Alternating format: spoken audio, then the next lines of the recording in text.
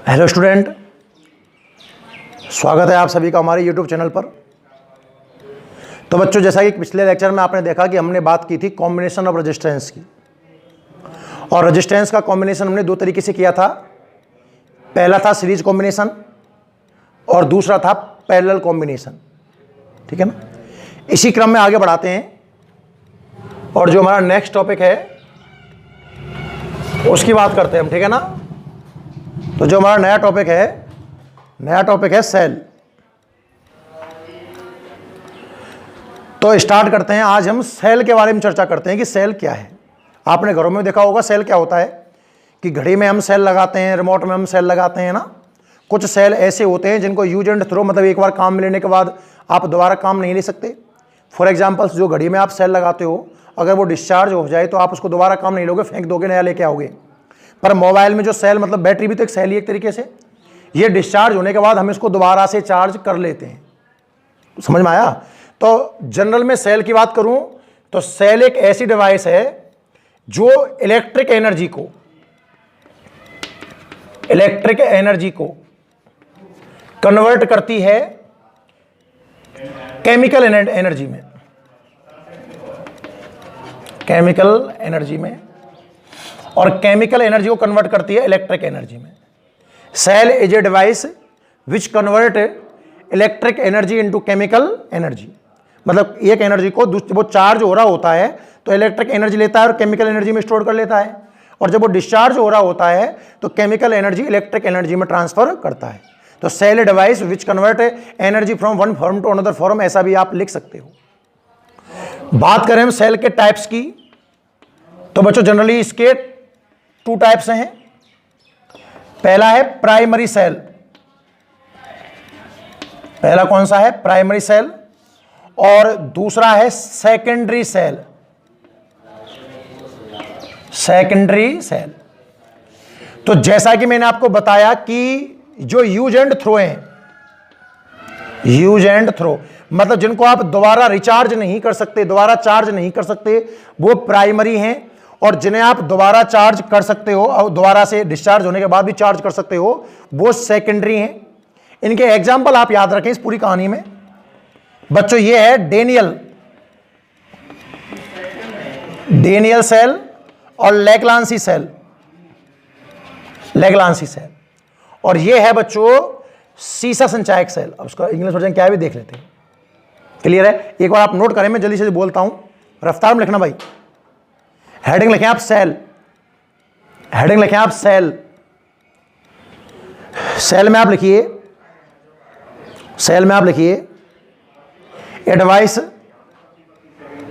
A device which convert electric energy into chemical energy known as cell.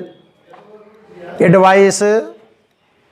device which convert electric energy into chemical energy known as cell.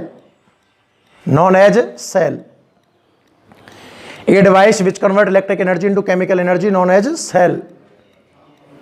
Next line लिखें, there are two type of cell.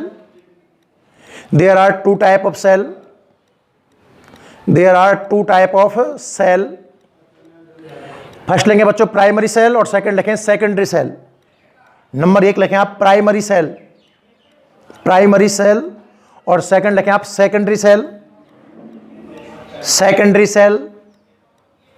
ठीक है।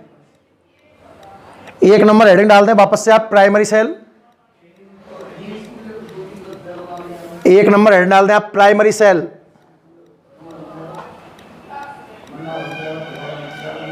Primary cell में थोड़ा सा लिख दो बस। They can't recharge, या दो cell which can't recharge known as primary cell. Simple बात है। डोंट रिचार्ज ब्रैकेट लिख दो, यूज एंड थ्रो। और इसका एग्जांपल लिख लो डेनियल सेल और लैग्रांजी सेल। डेनियल सेल बुक में देख लेना स्पेलिंग वगैरह। डेनियल सेल और लैग्रांजी सेल रफ्तार में। फिर लिखें सेकेंडरी सेल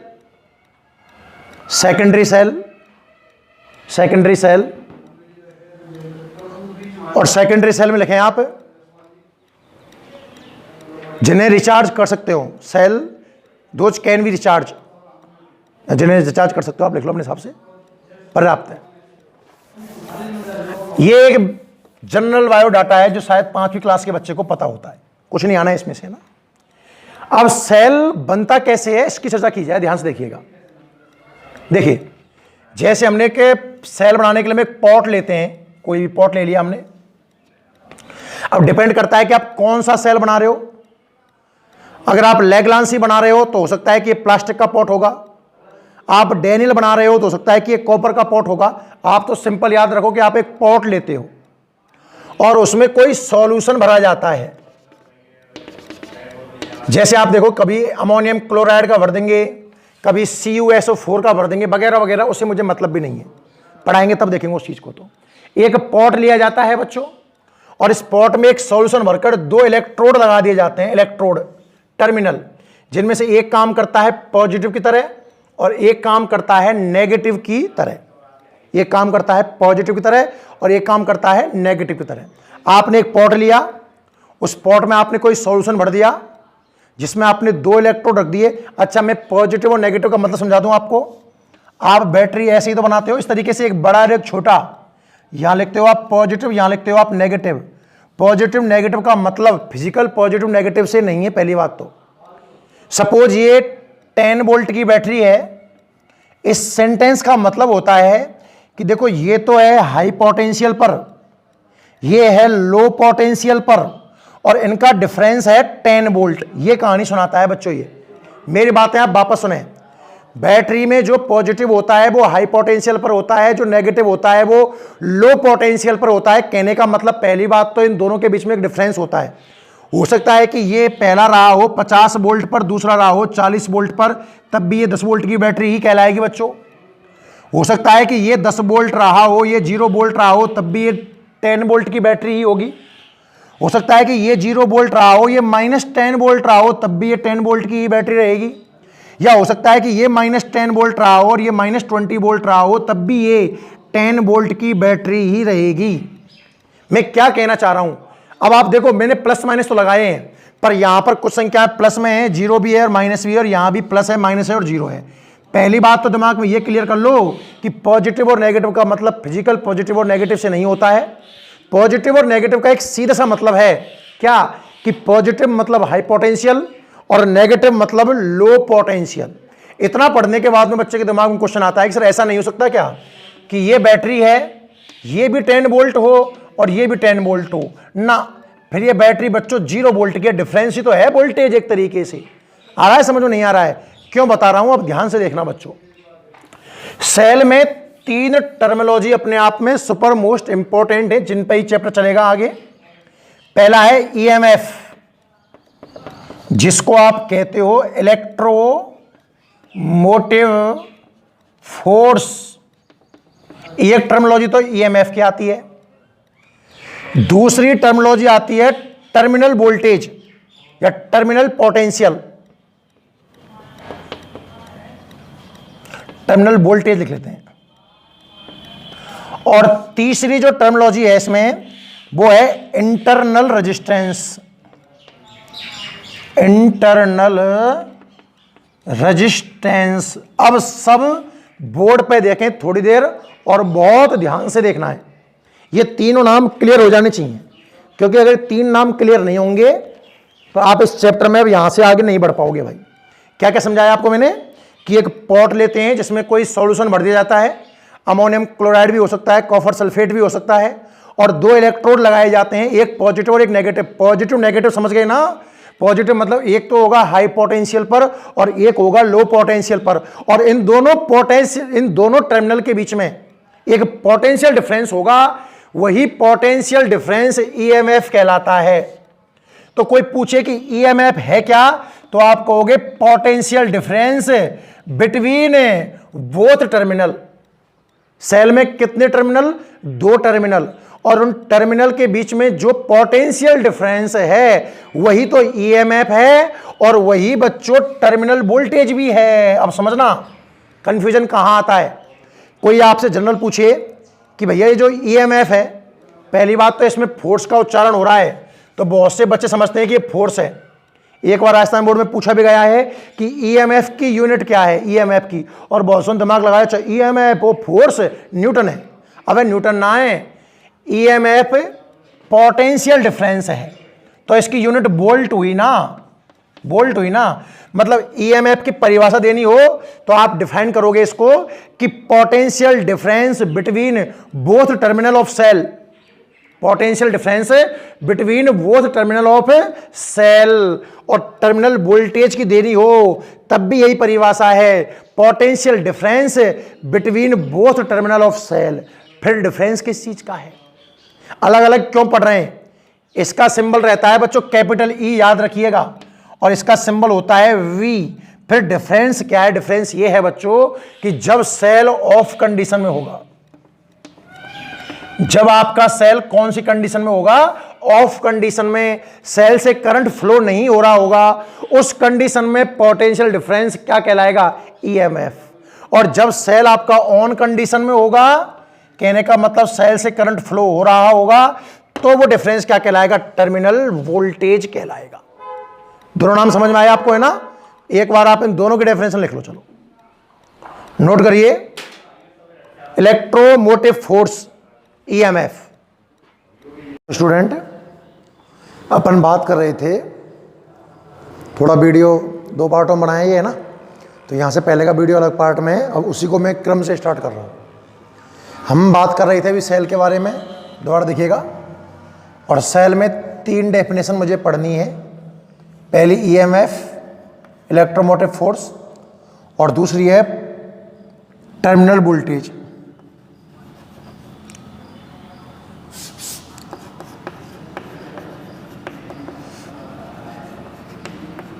और तीसरी जो हेडिंग पढ़नी है वो है इंटरनल रेजिस्टेंस। ठीक है ना? पहले इन दो की बात करता हूं कि ईएमएफ और टर्मिनल वोल्टेज क्या है।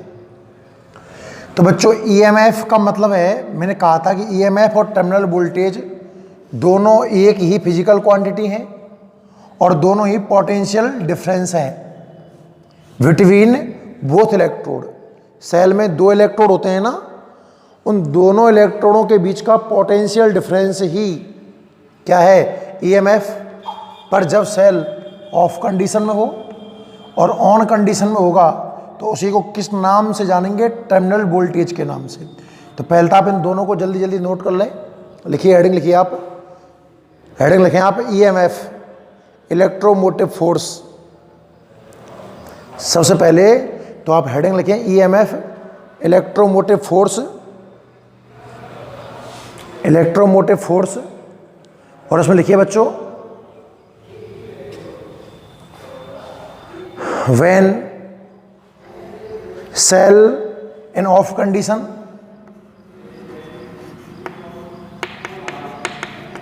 when cell in off condition, then potential difference between both terminal of cell, when cell is in off condition, then potential difference between both terminal of cell, potential difference between both terminal of cell known as electromotive force. When cell in off condition, then potential difference between both terminal of cell, potential difference between both terminal of cell known as electromotive force means EMF।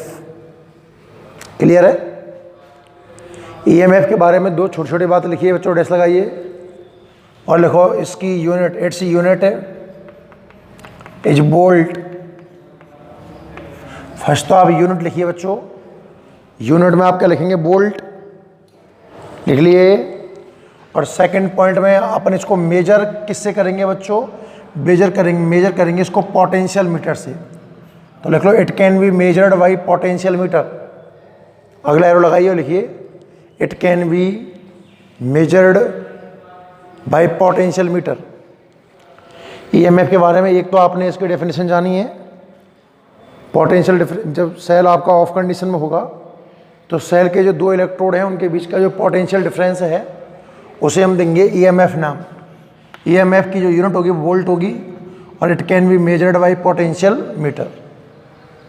Clear एकदम बिल्कुल। Next लिखिएगा heading terminal voltage बच्चों, terminal voltage.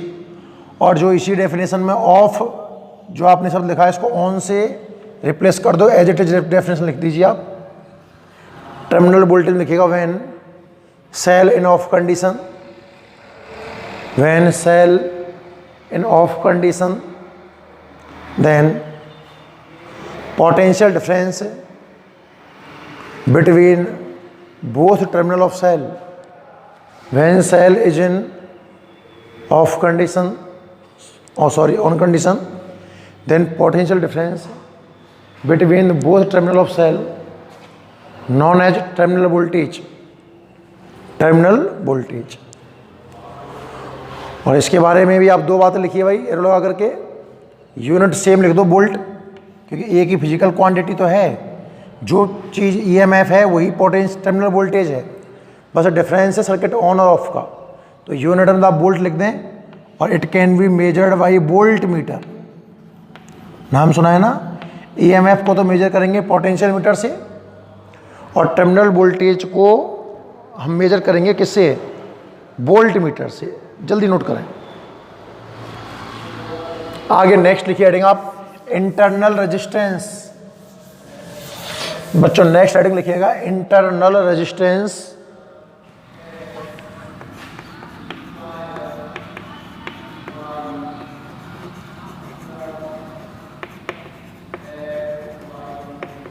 Small are इसका symbol रहेगा, देखिएगा ध्यान से। Internal resistance बच्चों पिछली वीडियोज में जब एक नेम आया था रेजिस्टेंस, तो मैंने क्या कहा था कि ऑब्स्टेकल एक तरीके से रुकावट है। कौन डालता था, एटम, मेटल की जो एटम है वो। अब ये नाम सुने आप इंटरनल रेजिस्टेंस। कल जैसा कि मैंने आपको समझाया कि हम सेल बनाने के लिए एक पॉट लेते हैं, उस पॉट में एक सॉल्यूशन रख दिया जाता है। अब इस सॉल्यूशन मान लो ये अमोनियम क्लोराइड का है फॉर एग्जांपल्स, NaCl सॉल्यूशन है। तो इसमें बहुत सारे Na+ होंगे, मतलब पॉजिटिव आयन होंगे, और बहुत सारे Cl- आयन्स होंगे। आपने दो इलेक्ट्रोड रख दिए, इलेक्ट्रोड नंबर 1 और इलेक्ट्रोड नंबर 2। इसको मान लिया पॉजिटिव, इसको मान लिया नेगेटिव, और आपने सर्किट में जोड़ने के लिए इसको एक वायर से कनेक्ट भी कर दिया इस तरीके से। सोचना ध्यान से। तो करंट तो पॉजिटिव से निकल करके नेगेटिव में एंटर करेगा, पर इलेक्ट्रॉन बच्चों यहां से नेगेटिव से निकला इधर, इधर गया, इधर गया, इधर आया, यहां तक, मतलब यहां से लेकर और यहां तक तो इलेक्ट्रॉन इस वायर के मीडियम से आ जाएगा। पर बच्चों जब ये इलेक्ट्रॉन यहां से और यहां जाएगा ना, जब ये इलेक्ट्रॉन यहां से और यहां जाएगा तो कोई वायर तो है ही नहीं है, और आप दोनों इलेक्ट्रोडों को अंदर वायर से जोड़ भी नहीं सकते भाई। तो क्या होगा, इलेक्ट्रॉन किस मीडियम से यहां से यहां जाएगा, मतलब सेल के अंदर जब इलेक्ट्रॉन को एक इलेक्ट्रोड से दूसरे इलेक्ट्रोड की ओर जाना होगा तब वो यूज करेगा इस सॉल्यूशन को। किसको यूज करेगा, सॉल्यूशन को। और जब सॉल्यूशन से होकर कोई इलेक्ट्रॉन एक इलेक्ट्रोड से दूसरे इलेक्ट्रोड की ओर जाएगा ना, तो ये जो आयन्स हैं पॉजिटिव और नेगेटिव, ये इसके मार्ग में ऑब्स्टेकल बनेंगे, रुकावट डालेंगे। इसी चीज को हम जानते हैं इंटरनल रेजिस्टेंस। बच्चों नाम कोई अगर ध्यान से देख लो आप, रेजिस्टेंस मतलब रुकावट, रेजिस्टेंस मतलब रुकावट, और इंटरनल रेजिस्टेंस मतलब अंदर की रुकावट। कहने का मतलब ये है कि सेल के अंदर कुछ है जो रुकावट लगा रहा है, रुकावट डाल रहा है। नोट करिए बच्चों definition.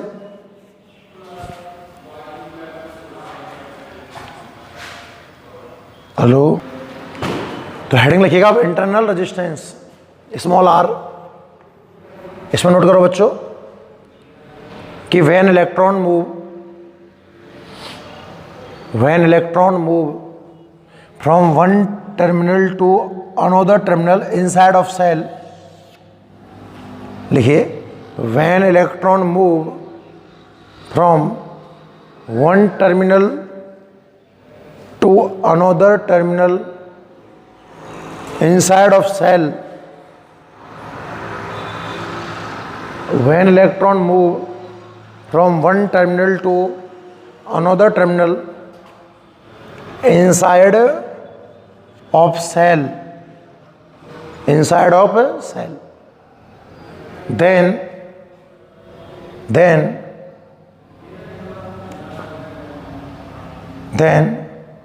ions of solution, when electron move from one terminal to another terminal inside of cell, then ions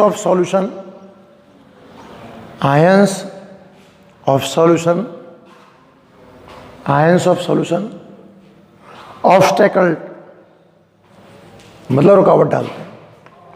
this known as internal resistance,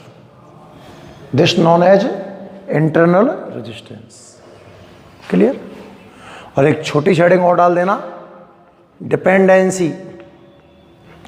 भाई किस किस पे डिपेंड करेगा देखना, एक तो डिस्टेंस बिटवीन इलेक्ट्रोड्स, जो दो इलेक्ट्रोड हैं बच्चों, पॉजिटिव और नेगेटिव, इनके बीच के गैप पर ये डिपेंड करेगा। सोचो, इलेक्ट्रॉन्स को एक इलेक्ट्रोड से दूसरे इलेक्ट्रोड की ओर जाना है, गैप बहुत ज़्यादा हुआ तो रुकावटें बहुत ज़्यादा आएंगी, है ना। और एक डेंसिटी, या आप उसको किस नाम से जानते हो, सांद्रता क्या बोलते हो आप, सॉल्युबिलिटी बोलते हो शायद, है ना, वो लिख लेना ऑफ सॉल्यूशन, बुक से देख लेना भाई। और इनमें एक रिलेशन भी देख लो, फिर खत्म करें इस आज की वीडियो को।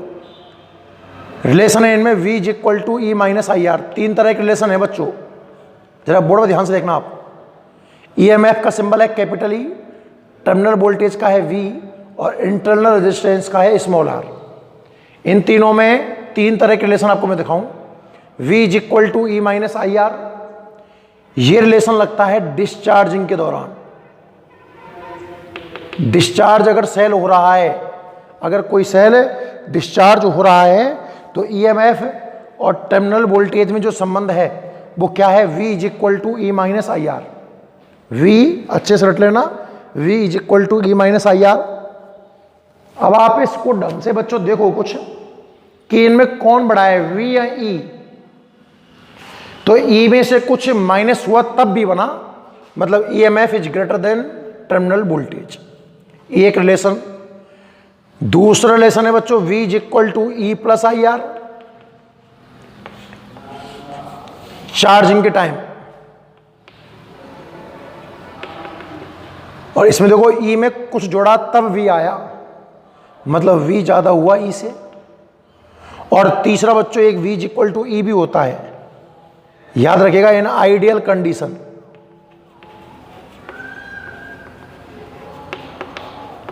और आइडियल कंडीशन का मतलब है जब इंटरनल रेजिस्टेंस कितना हो, 0। तो तीन तरह के इनमें हम रिलेशन पढ़ते हैं। एक रिलेशन तो है V = E - IR, डिस्चार्जिंग के समय होता है ये, इसमें EMF टर्मिनल वोल्टेज से ज़्यादा होगा। दूसरा है V = E + IR, चार्जिंग के दौरान होगा, इसमें टर्मिनल वोल्टेज ज़्यादा है EMF से। और आइडियल कंडीशन में दोनों बराबर भी हो सकते हैं। अगर आपको क्वेश्चन में कुछ ना कहे और इक्वेशन की बात करनी पड़ जाए तो ये फर्स्ट वाला इक्वेशन हम लगाएंगे, इसको आप प्रायोरिटी दोगे, ये बात आप याद रखना। यहाँ तक नोट कीजिए बच्चों, अगली वीडियो में बात करेंगे हम सेल के कॉम्बिनेशंस की, ठीक है।